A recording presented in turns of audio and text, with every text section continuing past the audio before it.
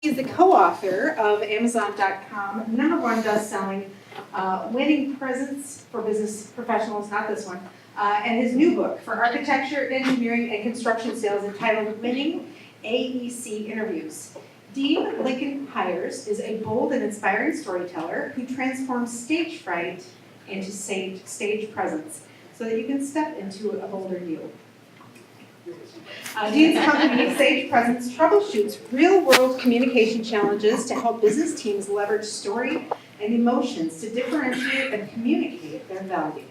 Drawing from his background in film, Dean applied his principles to train U.S. covert agents, so fancy, in acting skills, Minneapolis prosecutors to win convictions on 3 murder trials, and he has coached $5.4 billion in competitive project pursuits in architecture, engineering, and construction, including the U.S. Bank Stadium. So excited to welcome Dean. I got to know him tonight and I'm thrilled. So without further ado, Dean, hit it.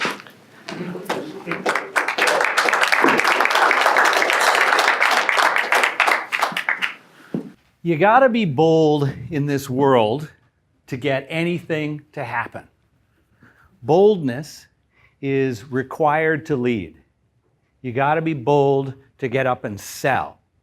You have to be bold to bring teams together. You have to be bold to network, step out of your comfort zone, meet someone new, build a new relationship, and to be an ambassador of your brand, to differentiate your company from others. All of this requires a certain amount of boldness, and I'm here today to talk about the changing face of boldness.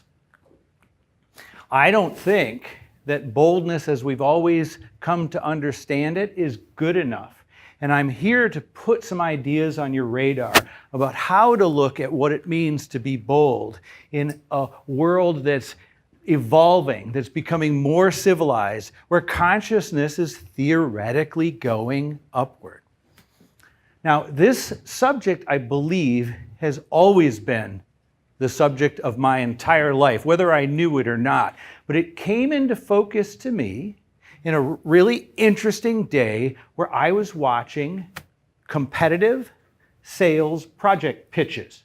So in the world of architecture, you'll find it with engineers, you'll find it with construction, you'll find it with lawyers, you'll find it with management consultants. What often happens is a bunch of companies put in an RFP they propose for a project.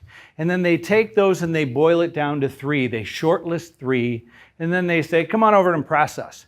Give us a presentation, show us how amazing you are, let us grill you to death with questions, and at the end, we're gonna pick the team that we like the best. So I sat in to observe 3 of these back to back. So it was the presentation, the Q&A, the presentation, the Q&A, the presentation, Q&A, and then the deliberation. Now, one team just wasn't going to make it. You could tell just sitting in the room watching them, they weren't going to make it. But 2 were contenders, and they were contenders for very different reasons. One had amazing messages.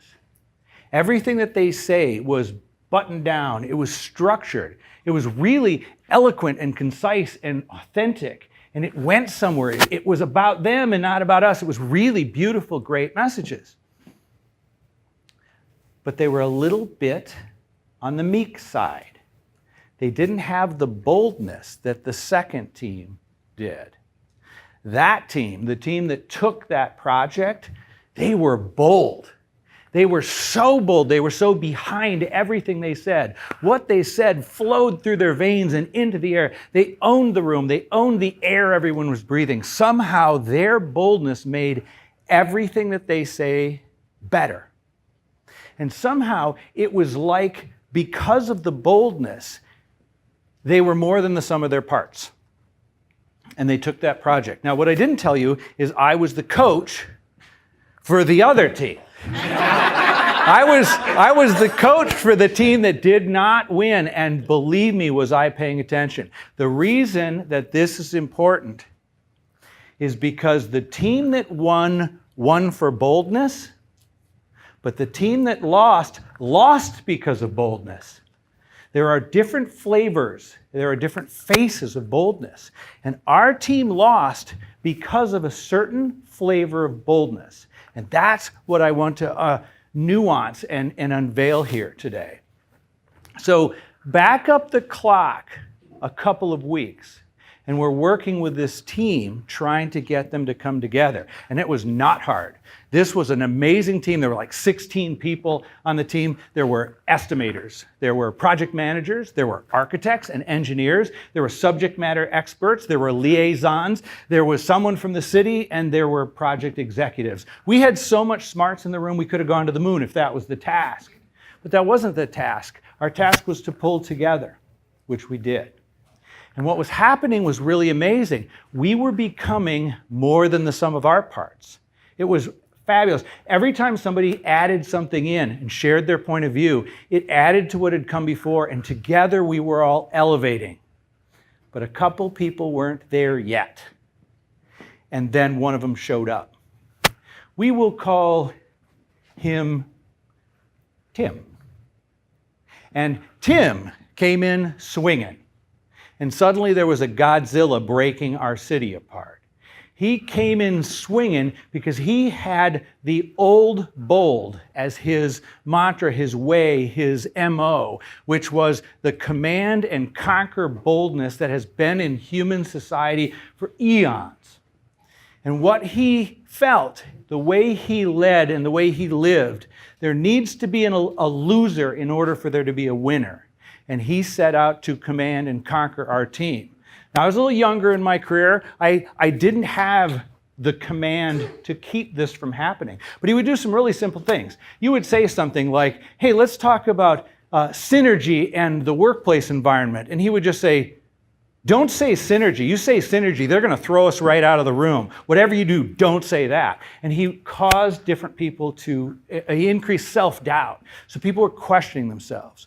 Someone else would throw out, like an engineer. By the way, a lot of engineers are more on the introverted side. Engineer comes out and shares his point of view, and Swingin' Tim says, oh, I wouldn't say that. Definitely don't say what you just said. Don't say that. Actually, I wouldn't even go there at all, but if you do, just don't say it the way you said it. And so he introduced fear, and very quickly, it was like a wet blanket on the room, and people weren't able to come out, and they weren't able to share their opinions. Now, I stepped up to try to pull this room together, but I didn't have the power to do it yet. I didn't understand myself well enough. But what I noticed is the way you defeat somebody, by the way, if you want to defeat somebody, whenever I would address the group, he would instantly embark in a loud conversation with three people at the other end of the table that would disrupt my ability to get the group together. And when I addressed him directly, he would turn and write on the board. And he didn't make eye contact with me ever. And so I became neutralized, and I didn't have the skills to pull it together. Now, we had great messaging. And one of the reasons that we got that, it was like Godzilla destroying the city around us. We're trying to make the city work where Godzilla's swinging around and knocking down buildings. But somebody else came in the room. And this person was also a command and conquer, old school, bold kind of personality. And suddenly, it was like Mothra entered the scene to fight Godzilla. So they immediately spotted themselves and set out to destroy each other. And they're arguing. And so there's buildings flying everywhere. And over on the side, we started developing these messages. But we couldn't win the job because we were meek, because we were too scared of saying the wrong thing. And everyone became yes people. Everything was yes. All that people would voice is whatever would satisfy Godzilla or Mothra. And the cost? This was a big job. It was hundreds of millions. And if the project goes through the ends, add a zero. It was a big project to lose over boldness. But what I found myself asking was, why was one version of boldness so toxic, while another version of boldness, the one that won, it was magnetic? You were drawn into these people who were so bold, but it didn't have that toxic effect. It didn't have the same energy. I have devoted my life to figuring that out, and I didn't realize I was doing it up to that point as well. But that has been my focus, to figure out how you can step up to boldness and be like the team that created that wonderful magnetism that we love so much. So to get to what I understood, how I came to understand this, I want to take you through a little bit of my life. And my life story actually led me to this. And my life story begins 1,630 years ago. Don't look at me that way. I'm not kidding. It really does. Because in the 3rd century, Taoist philosophers noticed something really interesting. They noticed that a mountain was not the same as a valley. They spotted a dualism in everything. And they started paying attention to this dualism. And in this dualism, they discovered that, or noticed that, a rock was not the same as water. And a rock was a little bit more somehow like the mountain. And the water, which was flexible, seemed to be more to them like the valley. And they discovered that the sun had a certain sunness about it that was more like the mountain, and the moon was more mysterious and was a little bit more like the valley. And they started breaking everything down according to this dualism. Do you know what I'm referring to? This is the yin and the yang. Now, by the way, you might say yin and yang, but you didn't have my father, the world religions professor, who forbade me from saying yang. Yin and yang. So that's how I shall refer it. Yang is the mountain, and yin is the valley. Now, I came to understand this better and better as my life unfolded, because so Lao Tzu and the various Taoists came up with this about 1,600 some years later. In the specific year, yes, write this down, 1964. A child was born. And that child was Dean Lincoln Hyers. And I came into this world very, very yin. I'm a man of the valley. So in the valley, I grew up, I was not as competitive, I was collaborative. I was less likely to be logical, I was more likely to be intuitive. I wasn't so tough, I was more sensitive. And I wasn't as rational, I was more emotional. That's how I came into this world. And that's what I noticed. That's the ingredient. That's why the bold in the team that won was winning, because they were of the valley and of the mountain. They had the sensitive side to match. And I realized what this is the new bold that we're trying to foster. And the new bold is not command and conquer, like Godzilla or Mothra. The new bold is command and nurture. And that kindness, that sensitivity is the vibe that made that team win. So I've been devoting myself for years. When I go into a sales pitch, I'm bringing out the balance of both sides. And what I've learned is that accomplishment is overrated. As important as our accomplishments are, they are a thing of the past. They're gone. What you have in the moment is your presence. Presence is now. And your presence is a better thing to focus on than your accomplishments. You will accomplish what you accomplish, but we need to work on our presence, and we need to focus on the sensitive side in order to maximize the balance that we have. So what I'm doing is I'm taking really strong people and I'm connecting them to their softer side. I'm taking really soft people and connecting them to their stronger side. What I'm doing is, can we find your mountain if you're of the valley, as I am? Can we find your valley if you're of the mountain? Why can't I show my boldness, which I can lean into you, I can make this connection, I can show you my strength, but why can't it be approachable? Can I appreciate you when I do it and create a vibe that is all at once approachable and strong? That's the vibe that wins. So, there are 3 concepts that are really, really important that I want you to walk away with from this. The first is that the new bold is command and nurture. It's a replacement of command and conquer, which is 2 mountains. The reason that someone like me of the valley wants my mountain is so that I can protect my valley. So by the way, I'm much stronger than I used to be. You mess with my valley, you're going to meet my mountain.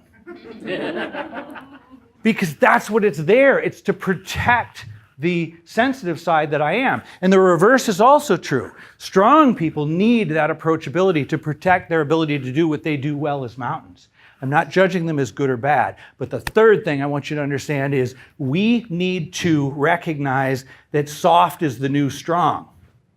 Partially because eons of time emphasizing, celebrating conquest and accomplishment and competition and winning that requires a loser. You can look at your mountain and say, dude, I think we got you covered.